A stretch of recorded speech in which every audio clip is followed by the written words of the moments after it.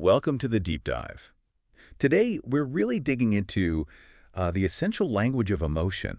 We've got sources here designed to help you talk about feelings clearly, precisely, and, well, naturally in English. Yeah. Because, let's face it, if you want your communication to really land, to build real connections, you kind of need this vocabulary, right? Absolutely. And it's funny, isn't it? We spend so much time on technical terms for work, but this emotional language often gets pushed aside. Sure. And our sources point out expressing feelings isn't just about talking to others. It's kind of like internal maintenance. Yeah. Saying what you feel actually helps your mental health, letting out a little bit of what's inside instead of trying to keep it all bottled up, you know? Right, opening that valve. And that release, it just makes things clearer for everyone else, doesn't it? Instantly. Whether you're happy or having a rough time, if you can name the feeling, people get it. You skip the guesswork. Exactly. And that clarity, that's what builds stronger relationships. That's what the sources keep coming back to, talking about what's going on inside.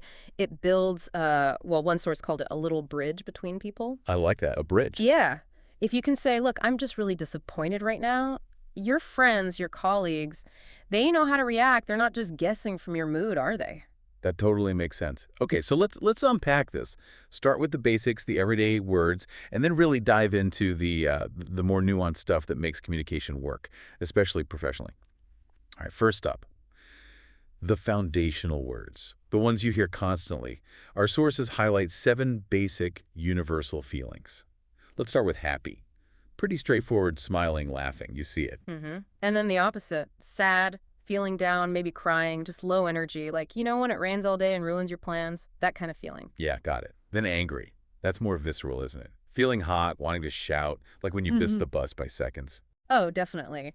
Then there's tired, which is interesting because it's physical but leads to an emotional state, just wanting to sleep, after a long day or loads of work. Can relate. One I always look forward to is excited.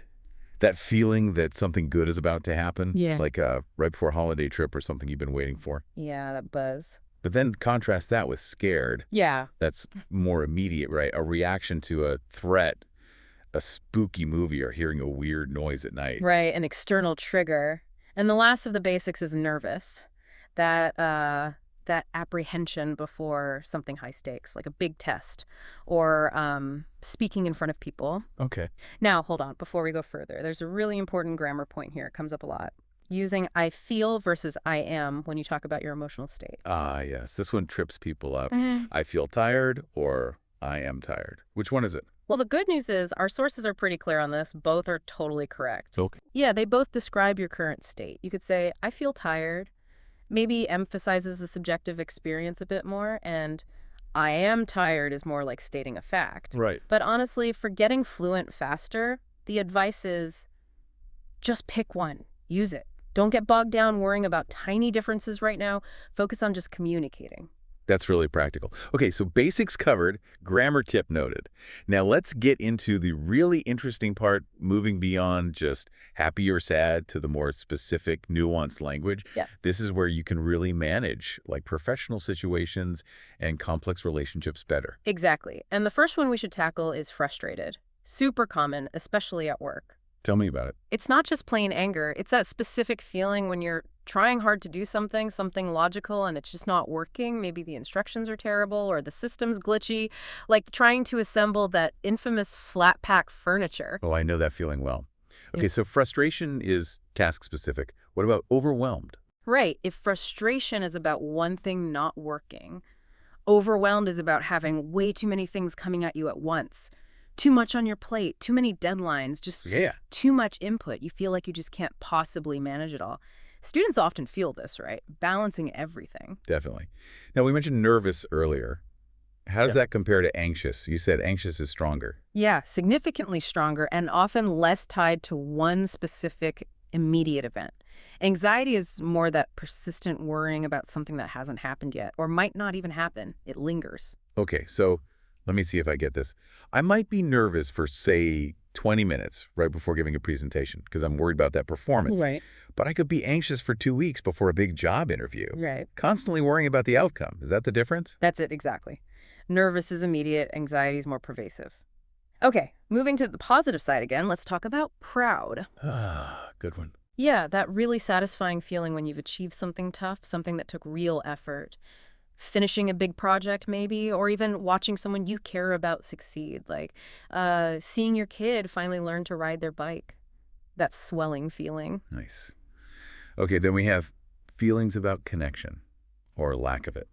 Lonely. Mm-hmm. Well, it's crucial to remember you don't have to be physically alone to feel lonely. Right. It's that internal feeling of isolation, wishing you had someone to really connect with, even if you're in a room full of people. That's important. And the flip side. Confident, believing in yourself and your abilities. That feeling when you know the answer in a meeting and you raise your hand, no hesitation, just certainty. It lets you act without all that second guessing. Okay. And one more complex negative one. Disappointed. Yeah, disappointment, that letdown feeling when something you were really hoping for just doesn't happen. Your project proposal gets shot down, or, your favorite team loses the final match even though they played great, that kind of deflation. Right, so we have these specific words now. But just saying, I am sad, doesn't quite cut it sometimes, does it? How do we talk about the strength of the feeling? Great question. That's the next level. Intensity.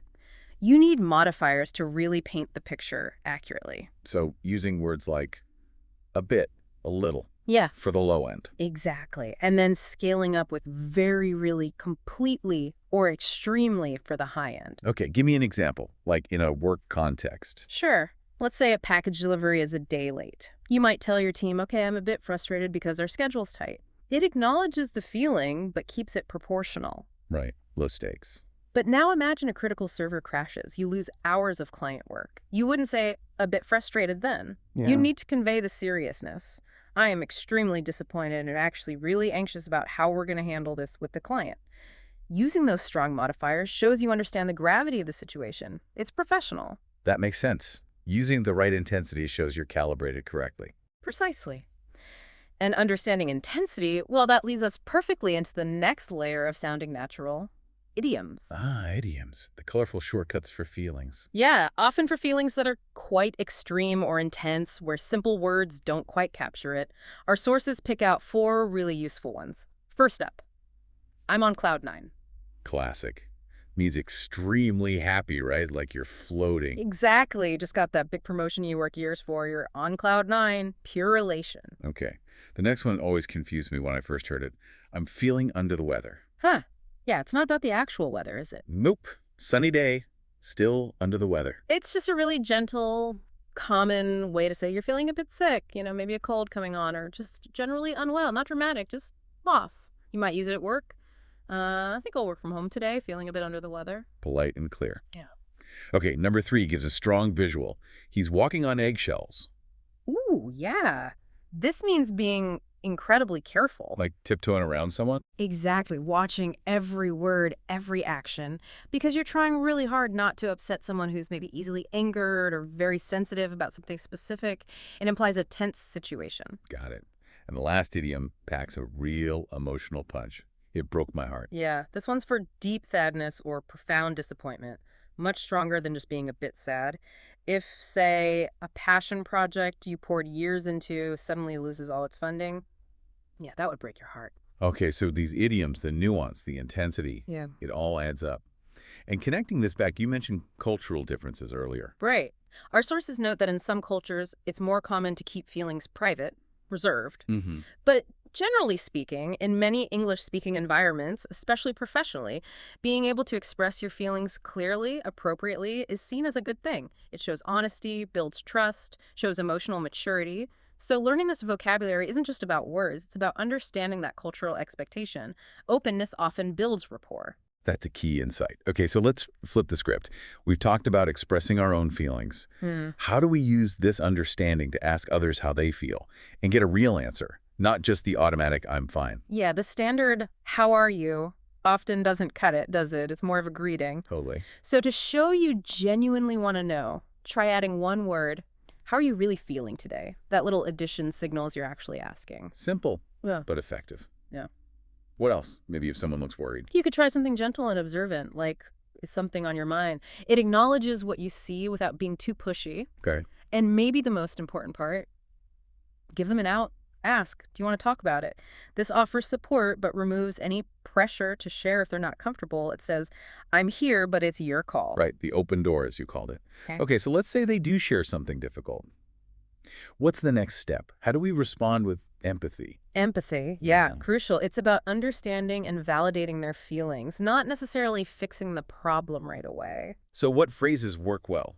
Simple validation is powerful. Things like, wow, that must be really hard, or I can see why you'd feel that way, or even just, I understand how you feel. It shows you're listening and accepting their reality. That makes sense. No judgment, just acceptance. Exactly. And sometimes the most powerful thing is just offering support. The phrase, I'm here for you. Simple, direct, but it means a lot. It says, you're not alone in this. Builds huge trust. Definitely. That's a core phrase. And one more thing. Always acknowledge the trust they showed by sharing. A quick thanks for sharing that with me, or I appreciate you telling me, validates their vulnerability and makes them more likely to open up again in the future. Good point. Okay, let's bring this into the workplace. High stakes. We all have bad days. How do we talk about struggling without sounding, unprofessional or like we're complaining too much? It's about being specific and measured. Instead of a vague, I'm having a terrible day, try linking the feeling to the cause. Like, honestly, I'm feeling pretty tired and a bit frustrated today. We had those unexpected tech issues this morning, and my calendar is just packed with conflicting meetings. So state the feeling, state the reason, keeps it professional. Right. And sometimes you need specific vocabulary for work stress. If you're beyond just tired, if it's been months of intense pressure, the term you need is burned out. Ah, burned out. I hear that a lot. Yeah, and it's a recognized term. It means extreme exhaustion and stress from too much work over a long time. Like a candle burned down to nothing. It's serious, but using the term as professional, saying, look, I'm feeling a bit burned out lately. I think I need to reevaluate my priorities, communicates the situation clearly and politely. And if you reach a point where you need time off because of that stress? A professional way to phrase that is, I need a mental break. A mental break, okay. It just means needing some time away from the intense work. Time to rest your mind and reset. Using terms like burned out or mental break aren't seen as just complaining. They're like diagnostic tools. They help you state your needs and manage your boundaries professionally. That's really useful framing. Okay, as we wrap up this deep dive, let's revisit those practical action steps from the sources. How can listeners start putting this into practice right away? Okay, 2 main tips. First one, keep a feelings journal in English. A journal? Yeah, simple but effective. Every day, just jot down how you felt and, crucially, why. Use the specific words we talked about, frustrated, overwhelmed, proud, whatever, and use those intensity words a bit, really, completely. Make it an active habit. Writing it down solidifies it. Yeah. Okay, tip 2. Practice describing your day using this emotional language. Don't just settle for good or bad. Push yourself. Say, well, my morning was a bit anxious because of that deadline, but this afternoon I felt really proud when I finally finished that difficult report. Nice. Make it active recall. Exactly. Practice is everything. And don't worry about making mistakes initially. Trying out the idioms, the nuances, that's how they start to feel natural over time. Absolutely. Practice, practice, practice. Okay, that brings us to our final thought, something for you, the listener, to chew on.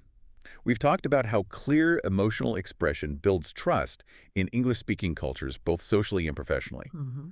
So the question to consider is, what's the direct link between really mastering this detailed emotional vocabulary and your ability to build strong, effective, long-term professional networks?